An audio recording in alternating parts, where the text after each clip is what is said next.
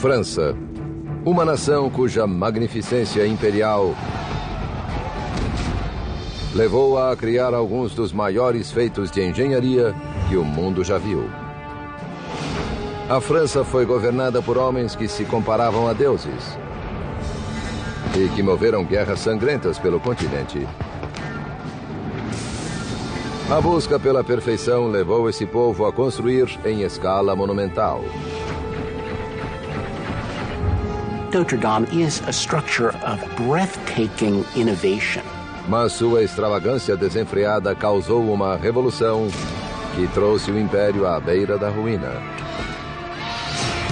Desse caos emergiu um fabuloso conquistador. Napoleon was a force of nature. Seu objetivo era edificar um império como o de Roma.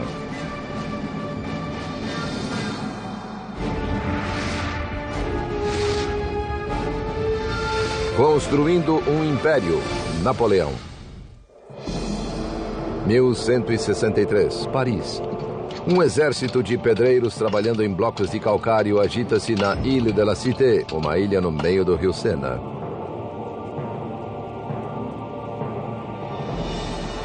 O local era sagrado há milhares de anos. Inicialmente foi um santuário druida. Depois transformado em um templo romano ao deus Júpiter. Mais tarde tornou-se o destino de peregrinos cristãos graças a São Diniz, torturado e decapitado aqui. O rei da França ordenou então a construção de uma nova catedral que seria a inveja de toda a Europa. Esse rei foi Luís VII. A catedral é Notre-Dame, até hoje uma das mais magníficas já erguidas. Allons enfants de la patrie, le jour de gloire est arrivé. The day of glory has arrived. Hello, I'm Peter Weller. I learned the Marseillaise, perhaps the world's most passionate national anthem, about 15 years ago when I decided to take some time off and come here to the streets of Paris and retrace the steps of the French Revolution. But the immediate legacy of the French Revolution was by no means days of glory. It was a reign of reactionary terror that left France in political chaos with headless corpses and eventually brought on Napoleon. Democracy was to come later. But just as the foundations of democracy are bathed in blood, so are they also bathed in beauty.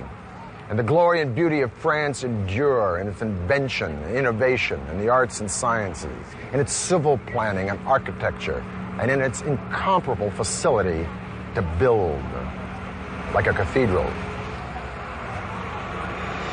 The word cathedral does not just infer some big old church, generically. It's taken from the word cathedra, meaning seat. It is the seat of the bishop or the archbishop, the pope's representative in a particular parish or district. This is the Cathedral of Paris, Notre Dame de Paris, Our Lady of Paris, dedicated to the Virgin Mary. It ain't bad, is it? Matter of fact, it's probably the world's most famous church. Now, before this, in the early Middle Ages, churches were built in a style called Romanesque, using elements of real ancient Rome, like columns and capitals. Romanesque churches were short and fat and squatty, with big, thick walls, little bitty windows, barreled vaults, rounded arches. Even the Romanesque sculpture was austere and solid. But the churches didn't hold a lot of folks. And the Bishop of Paris, Maurice de Sully, not only wanted a church that would fill up with thousands, he wanted a church that would inspire awe.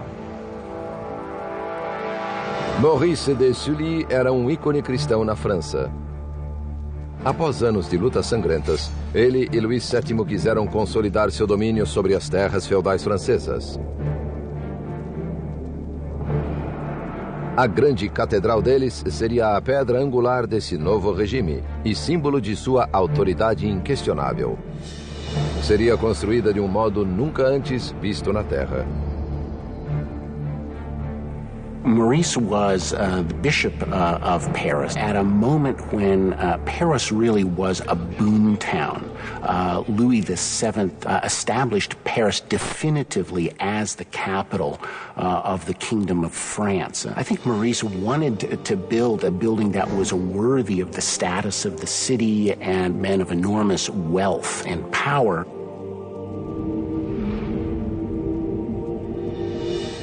The 2 centuries from the 1100s to the 1300s that it took to build Notre Dame, from soup to nuts, is a period we call Gothic. But originally Gothic was a disparaging term. Isn't that always the way when the next generations don't like anything that came before? Gothic falsely meant of the gods, or barbaric. But Gothic is majestic, with tall decorative spires and thin lancet windows and round rose windows and stained glass, and huge, massive piers inside, wide naves. When you think Gothic, think vertical.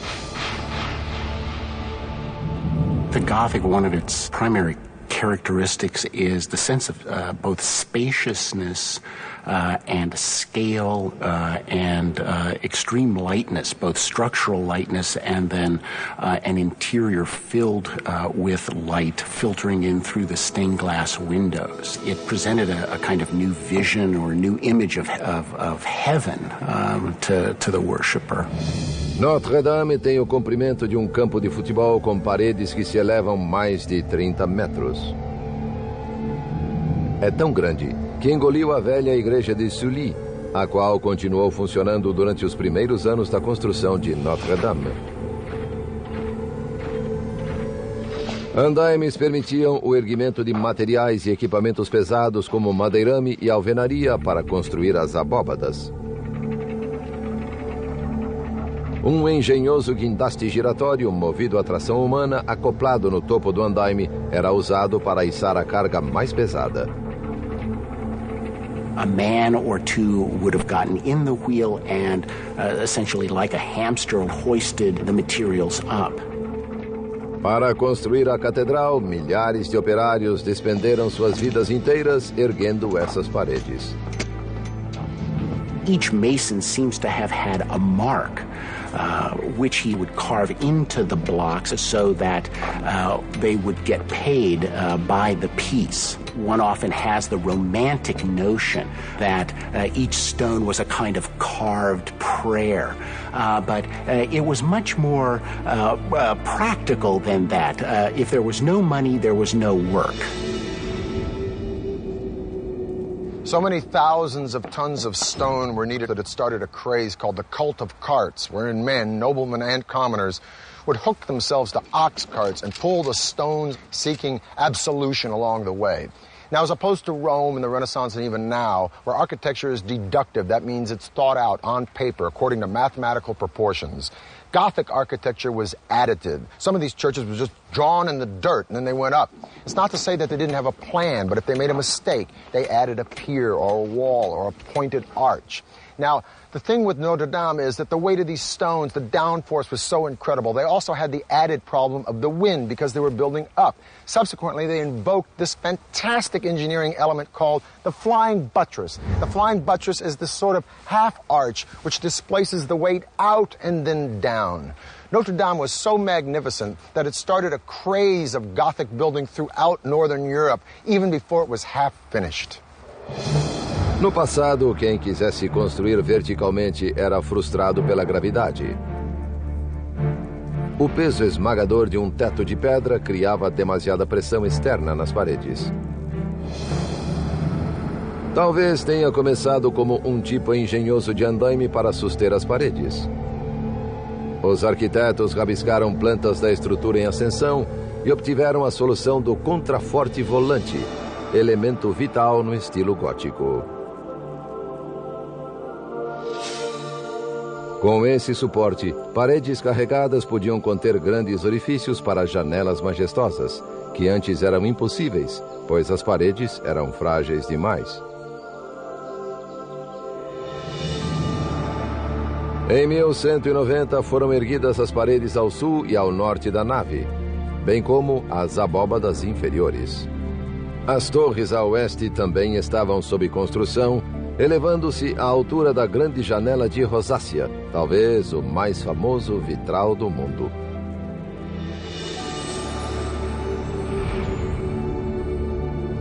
Em 1196, com a saúde debilitada, o bispo estava decidido a fazer de Notre-Dame a catedral mais extraordinária da Europa, mesmo que não vivesse para vê-la pronta. Maurice de Sully, in his will, left money for the roof of the cathedral, and through his generosity, left his mark on his beloved church. A Catedral de Notre-Dame foi concluída em meados do século XIV, quase 200 anos após o início de sua construção. Era o símbolo de um império em ascensão. Sua grandiosidade e beleza prenunciavam o poder e a glória que estavam por vir.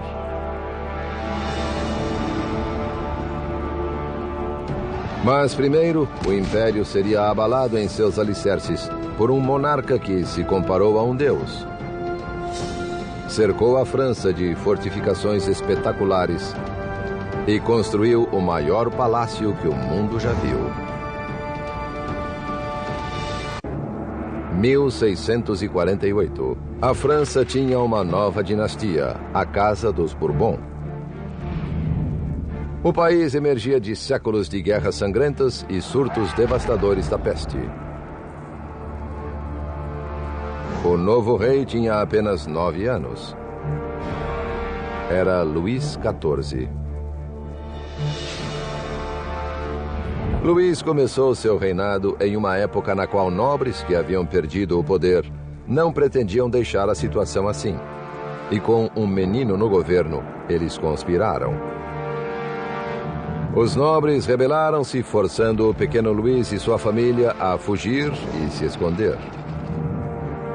Mas a família real retomou o controle. E Luís jurou que nunca mais deixaria alguém desafiar sua autoridade. O menino tornou-se um jovem e seu gosto pelo extravagante também cresceu. Especialmente seus projetos de construções monumentais. Diferente de Notre-Dame, um tributo a Deus, Luís resolveu erigir um monumento a si próprio.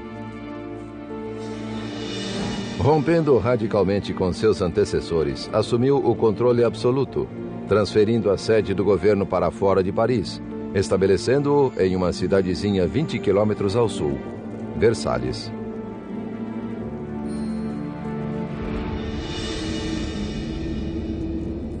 Em 1661, arquitetos começaram a trabalhar em um complexo colossal, que seria o centro nevrálgico do império. Louis XIV wanted spectacular achievements. He wanted spectacular engineering, spectacular architecture. Versailles itself is a statement that says a lot about the kind of image he wanted to project to the world. You know, he wanted to be #1 power. Versailles. It was here that the powdered wig and puff pastry were raised to high art.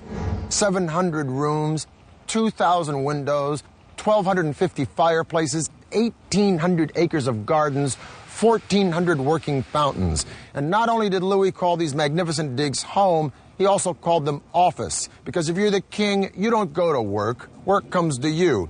After all, this is the dude who said, "L'État c'est moi." The state is me. And what better place to be the state than in a pad that's got an entire hallway made out of mirrors? Let me put it this way. If you were called on the carpet at Versailles, it was a pretty long carpet. By 1682, when Versailles was finished, it would have become the symbol of the power and the glory of the regime ancien.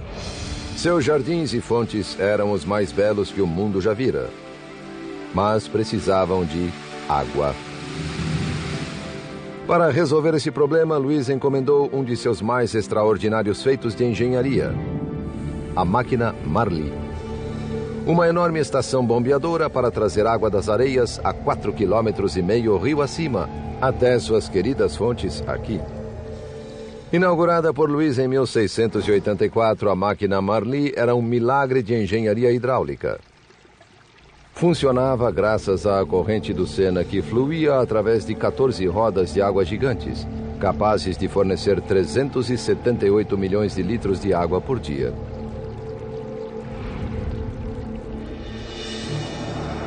No seu entender, Luís transcendia a mera mortalidade.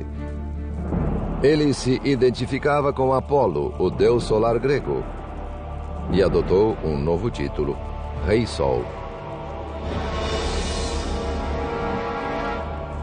Enquanto consolidava seu poder absoluto em casa, Luís XIV voltava-se para o resto da Europa. Louis XIV was an aggressor in a Europe that France was already the leading power. Para realizar seus sonhos imperialistas, o monarca francês recorreu a um dos maiores engenheiros militares do mundo, Sébastien de Vauban. Vauban demonstrou seu brilhantismo no campo de batalha com uma estratégia de ataque revolucionária, o método de trincheiras paralelas. Ela salvaria vidas e mudaria os métodos de guerra por centenas de anos. 1673. Vauban pôs seu método de ataque à prova sob canhonaços no cerco ao forte holandês de Maastricht.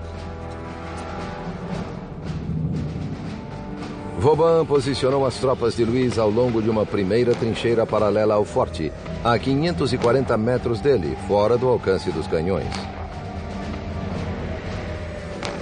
As trincheiras paralelas avançaram até a artilharia de Luís chegar perto o suficiente para abrir brechas nas muralhas da fortaleza inimiga. Sua técnica funcionou perfeitamente. As tropas francesas irromperam pelas brechas, sobrepujando os holandeses.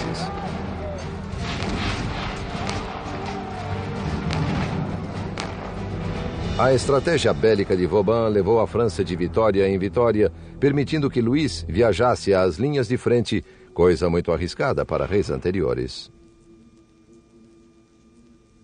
Vauban offered him the possibility to be the winner at the war.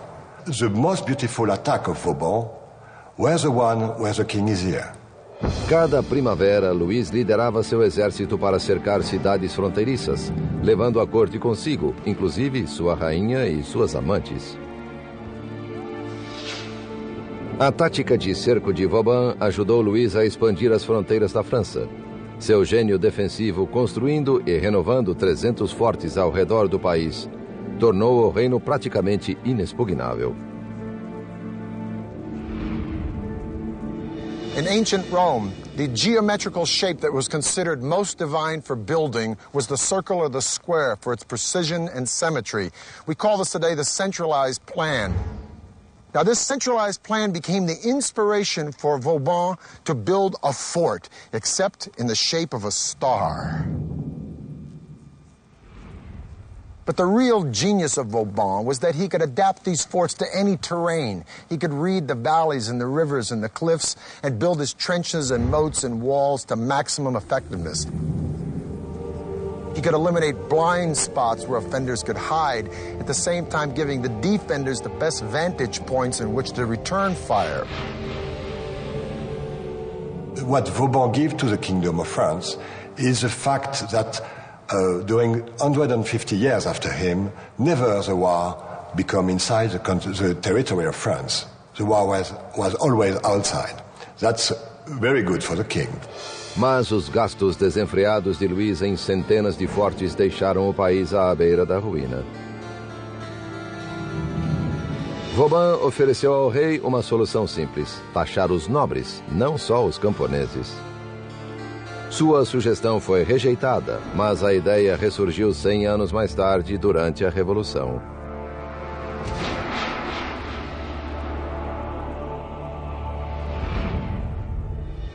Mas, por enquanto, Luís XIV era o monarca mais poderoso da Terra. Com sua expansão europeia em andamento, ele tentaria dominar os mares com uma passagem ligando o Atlântico ao Mediterrâneo. Passagem que ninguém acreditava ser possível construir. Louis XIV tamed nature just like he did empires. He pulled these parks and gardens of Versailles right out of a marsh. He spared no expense in diverting the rivers around Versailles to fill up these 1,400 fountains. But while these fountains were being designed, there was a salt tax collector named Pierre-Paul Riquet who had water dreams of his own. He dreamed of connecting the Mediterranean Sea with the North Atlantic Ocean with a waterway that would cut all the way through France. The influence of France during the reign of Louis XIV was so profound that French became the spoken language amongst the educated of Europe, as well as the language of diplomacy amongst all the European monarchies. But Louis XIV detested dependency upon these monarchies, particularly Spain, for its access from the Mediterranean Sea to the Atlantic Ocean. Well, this tax collector with a dream, Pierre-Paul Riquet, was going to fix that little problem for Louis with the Canal du Midi that would not only connect the Mediterranean Sea to the North Atlantic, but would pave the way for the 19th century Industrial Revolution, when to have a canal would be an absolute must for any country that wanted to make money.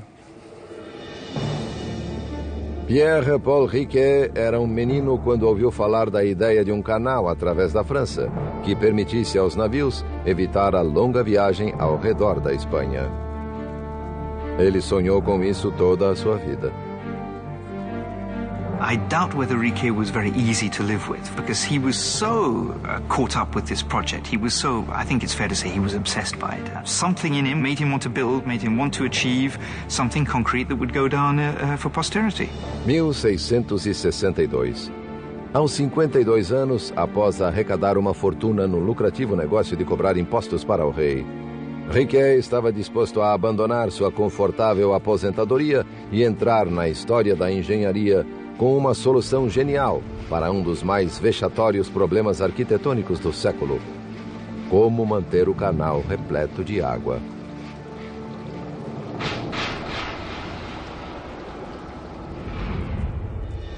Ele descobriu uma série de rios que podiam ser canalizados para alimentar o canal em seu ponto mais crítico, mas teria de controlar o fluxo da água o ano inteiro. It was going to be dry during the summer.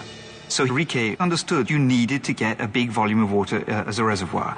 And the site was found, which was the Saint-Ferréol Dam. And that was absolutely spectacular. That was the key to the whole project. Reservatório. Foi lance de gênio. Riquet solucionou o dilema que ninguém conseguira antes dele. Só havia pequeno problema. Para suprir o canal com água suficiente, ele teria de construir a maior represa que o mundo já vira. Ela teria 30 metros de altura e 136 metros de espessura. Atrás dela, lago artificial de 7,5 bilhões de litros. A bacia de Saint-Ferréol apanharia água de vários mananciais. Funcionava bem no papel. Mas só havia homem no mundo com dinheiro suficiente para financiar o projeto audacioso de Riquet. Para chegar ao rei, ele precisava convencer o seu todo-poderoso ministro das Finanças, Jean-Baptiste Colbert. Riquet esboçou suas plantas e apresentou-as a Colbert. Este imediatamente reconheceu-lhe o potencial para fornecer receita e lucro para a nação. O passo seguinte foi convencer o rei, que gostou da ideia. O canal seria projeto grandioso, digno de seu reinado. Louis XIV acutely realized the potential of architecture to establish an image that would embody not only his personal authority and status, but also that of the Kingdom of France that he ruled. Mesmo assim, Riquet teve de empenhar suas próprias economias para custear 1/3 do projeto, antes da aprovação de Luís.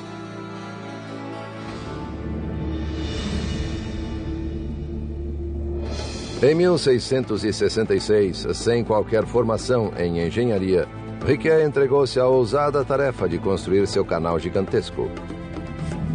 Começou pela construção do reservatório de Saint-Ferréol, que levaria 4 anos.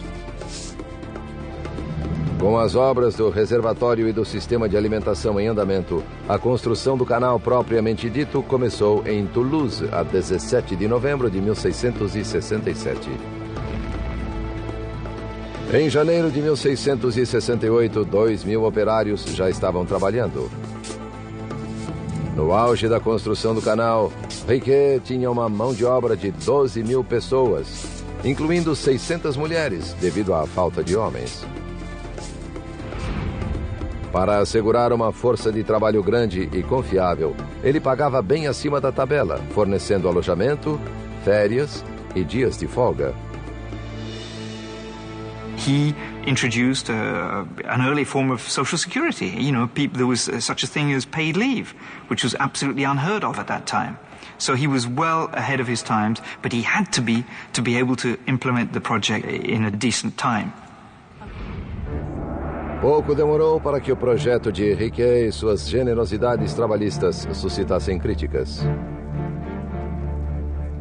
Opositores do canal acusaram-no de gastar dinheiro para sua própria glória em um projeto fadado ao fracasso.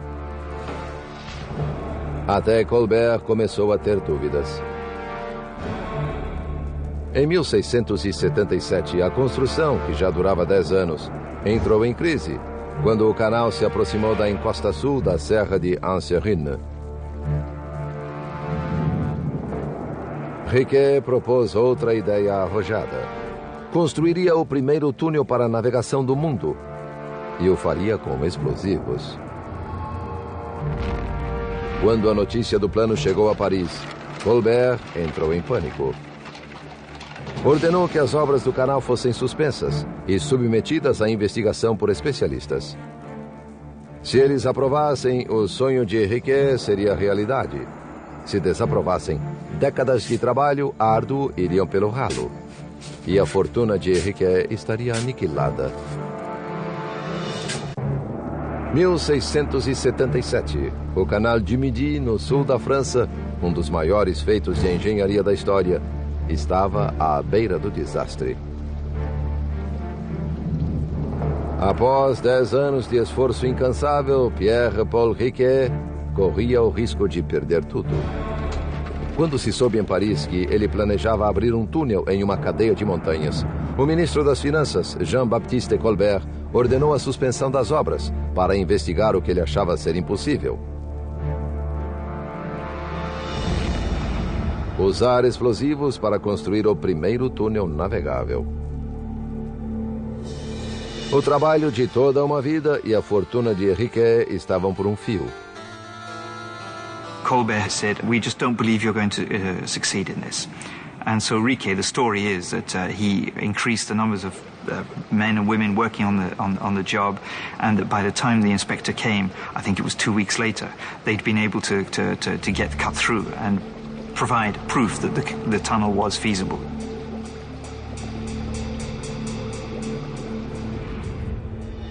Durante 15 anos, Riquet enfrentara todos os obstáculos possíveis, da natureza e dos homens, para construir seu amado canal.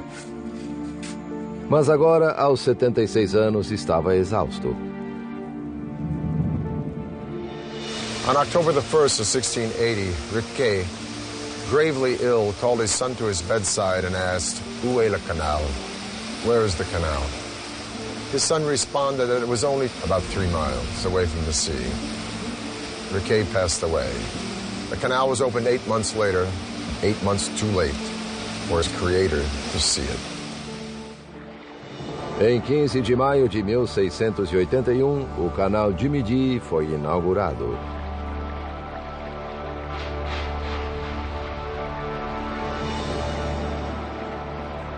The Canal du Midi is a masterpiece. The solution for transport by water in France is the best solution still today, and the Canal du Midi shows the way. O canal du Midi foi apenas um entre dezenas de projetos construídos por Luís XIV em sua sede por poder e glória. Mas no fim do seu reinado, seu esbanjamento levara a França à beira da ruína. Seu governo autocrata e vultosas dívidas semearam a revolta, que germinou um século mais tarde.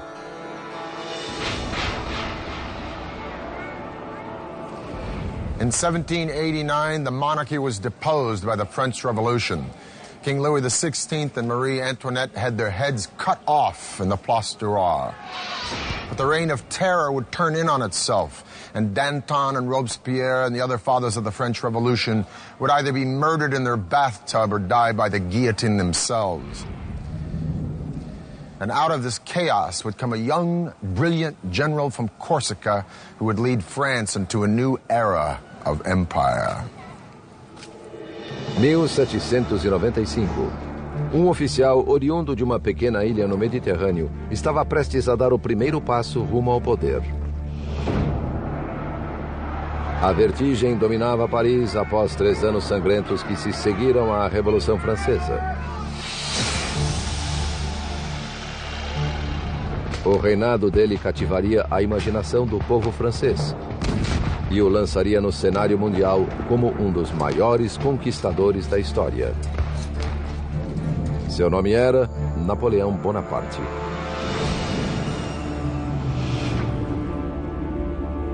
Napoleon was a force of nature. Audacity was his middle name. Napoleon imposed himself upon Europe with such force that he goes down in the annals with Caesar and few others. A ascensão de Napoleão foi meteórica. De comandante do exército do interior a general das forças na Itália em apenas um ano. In 1796, Austria attacked French troops in Italy, and Napoleon took a disaffected and undernourished army and turned it into a veritable force. He beat Austria in battle after battle, eating up most of northern Italy, finally even bringing that serene Republic of Venice to its knees. When Napoleon returned to Paris, he was a star, and then he started to take over. But believe me, after 10 years of the blood and guts of the French Revolution, the people of Paris and France were ready to say, "Praise the Lord." In 1804, Napoleon was crowned Emperor at Notre Dame. It is said there's a preparatory drawing of Jacques-Louis David of the event where Napoleon's taking the crown from the Pope and crowning himself. He also turned to his brother and said, "If Daddy could only see us now."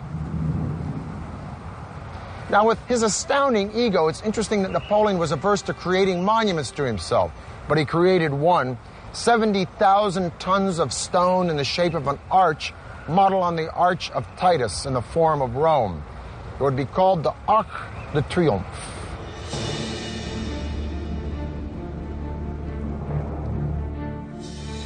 Em 1809, Napoleão escolheu o projeto do arquiteto François Chalgrin para seu Arco do Triunfo.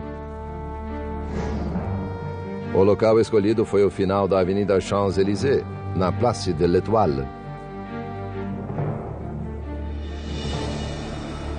A estrutura consiste em um simples arco com uma passagem abobadada de 29 metros de altura por 14 de largura. No total, o arco mede 49 metros de altura por 44 de largura, 2 vezes maior que sua inspiração em Roma. Na base dos pilares do arco existem 4 enormes altos relevos, celebrando as guerras revolucionárias e napoleônicas. A visão desse arco colossal erguendo-se majestosamente na rua mais célebre de Paris é como uma coroa de poder e glória cingindo a capital francesa. Napoleon was a self-made man, and that's in many ways what much of the revolution stood for, was that kind of brash individualism which took people's breath away.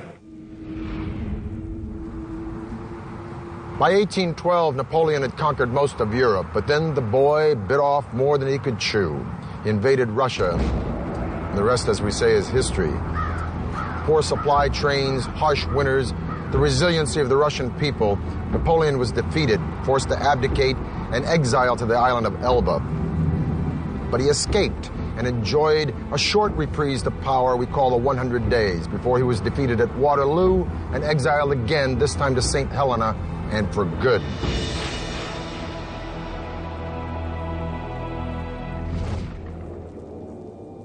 Perhaps in respect and awe that the French felt for Napoleon, they continued the work on the Arc de Triomphe until it was finished in 1836. And the Arc de Triomphe would stand as the emblem of France until a wiry, bizarre skeleton of a building made out of iron would change the idea of an urban skyline forever. O Arco do Triunfo seria o símbolo de Paris por mais 50 anos, até ser superado por uma torre que cativou a imaginação do mundo. Em 1889, Paris construiria um dos monumentos mais memoráveis e arrojados da Terra, a Torre Eiffel. Nos anos que sucederam à queda de Napoleão, a França suportou 3 revoluções sangrentas em seu tumultuado afastamento de reis e imperadores rumo à democracia. A década de 1880 marcou o zênite do Império Francês, uma superpotência colonial que cobria 1/3 da África, a Indochina e boa parte do Caribe. A Exibição Internacional de Paris, em 1889, foi idealizada para comemorar o centenário da Revolução e estabelecer uma nova era de poder e glória para a França. O governo francês escolheu um grande chamariz para a exposição, uma torre épica de 300 metros, símbolo arrojado de otimismo e autoconfiança. The Minister of Commerce, Edward Lacroix, saw it as a symbol of progress, where he said humanity gravitates endlessly upward. Um concurso de projetos avaliou 100 propostas, incluindo a da empresa de engenharia de Gustave Eiffel. Desde a década de 1830, engenheiros tentavam construir uma torre semelhante sem sucesso. A reputação internacional de Eiffel como excelente construtor de enormes pontes e estruturas colossais, bem como seu desenho elegante para a torre, garantiram a sua vitória. Mas a torre não agradou todo mundo. Assim que seus planos foram divulgados, houve clamor por parte de artistas e intelectuais parisienses. It was claimed that it was ugly, it was industrial, it was useless. It was a travesty to the Parisian landscape, which contained all sorts of wonderful classical structures. Today we take the Eiffel Tower for granted, but if you think about it in its time, this thing was pretty bizarre. Gustave Eiffel was about to transform the concept and appearance not only of a civil structure, but an entire city's skyline. This thing was going to be the forerunner of the skyscraper, and a lot of folks in Paris didn't dig it. Just like 100 years later, they didn't particularly like the pyramid from IMP in front of the Louvre. But with the Eiffel Tower, it wasn't just the city do-gooders, but serious architects and writers voraciously lobbied against it. Guy de Maupassant supposedly said, "I'll eat there because it's the only place in Paris where I don't have to look at the thing." A torre tem 299 metros de altura, a mais elevada estrutura até então construída pelo homem. Em janeiro de 1887, Eiffel deitou as fundações no Champ de Mars e na margem esquerda do Sena, e encontrou seu primeiro problema. Amostras do solo sob 2 pilares ao longo do rio estavam molhadas e moles, um sério obstáculo para uma torre de 7.000 toneladas. A solução de Eiffel? Uma inovadora forma de ancorar sua torre colossal. Para os alicerces do lado do rio, ele afundou câmaras herméticas de ferro, ou caixas pneumáticas, a fim de que operários pudessem escavar abaixo do nível da água até um leito sólido de rocha. Os alicerces foram assentados na diagonal, de modo que as 4 enormes colunas da torre exercem sua pressão em ângulos retos até os blocos de fundação. Eiffel demonstrou seu gênio inovador no desenho para os encaixes cilíndricos que sustentam as colunas. Em cada um, pôs um êmbolo hidráulico para alinhar as colunas, uma vez que fossem erguidas. Eiffel enfrentou então o maior desafio de todos: o vento. Sua solução seria vital para toda a futura tecnologia dos arranha-céus. Todos os grandes nomes da arquitetura no século XX seguiriam seus passos. Eiffel era uma autoridade em aerodinâmica de vastas estruturas. Mas mesmo ele estava construindo rumo ao desconhecido. Utilizou uma série de pilares com treliças precisamente calculadas com beiradas recurvas para mitigar os efeitos do vento. Projetou a torre de modo que nunca oscilasse mais que 10 a 12 centímetros na mais forte ventania.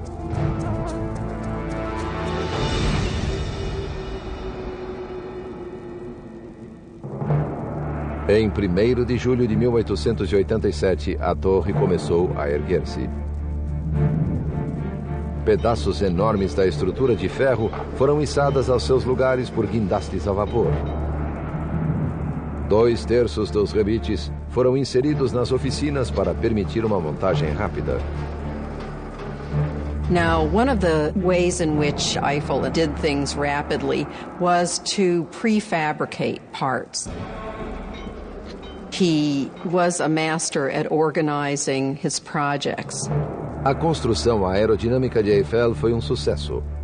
Em contraste com as décadas despendidas na construção de grandes monumentos anteriores, ou os quase 2 séculos para edificar Notre-Dame, a Torre Eiffel foi construída em apenas 22 meses, com somente 300 metalúrgicos. Ao ser terminada em 1889, a obra-prima de Gustave Eiffel substituiu a Grande Pirâmide de Gizé, no Egito, como a mais alta estrutura do mundo, um recorde superado apenas em 1930 pelo edifício Chrysler de Nova York.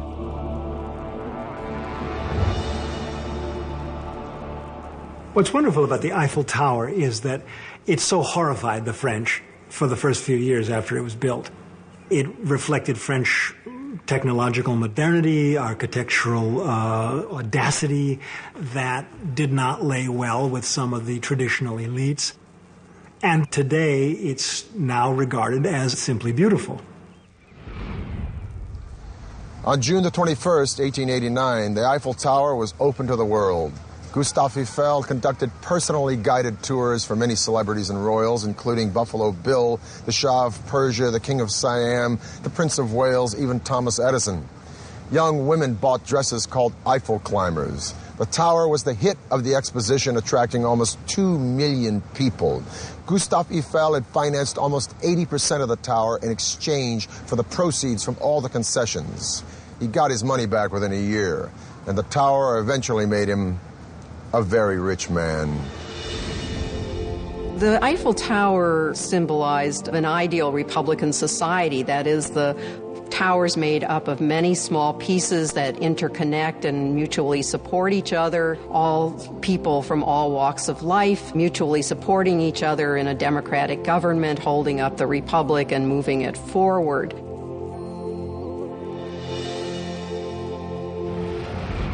In spite of the cranky cab drivers of Paris, I love this town and I love France. And then again, cab drivers are cranky anywhere. If I could go back in time, a few things at the top of my wish list would be to hang out for a weekend at Versailles with Louis XIV, or sip a coffee with one of my own personal heroes, Victor Hugo, or watch Cézanne paint or Rodin sculpt. As it is, I'm quite content to take my coffee looking up at Notre Dame, or staring at the stained glass of Chartres Cathedral, or gazing up at the Eiffel Tower and wondering how in the heck did they get only 11 pounds per square inch at the greatest points of stress on that thing. The grace and the style and the sophistication of the French have persisted from Charlemagne right into the 21st century. How do they do it? Well, some say it's arrogance. Personally, I think it's confidence. Vive la France. For the History Channel, I'm Peter Weller.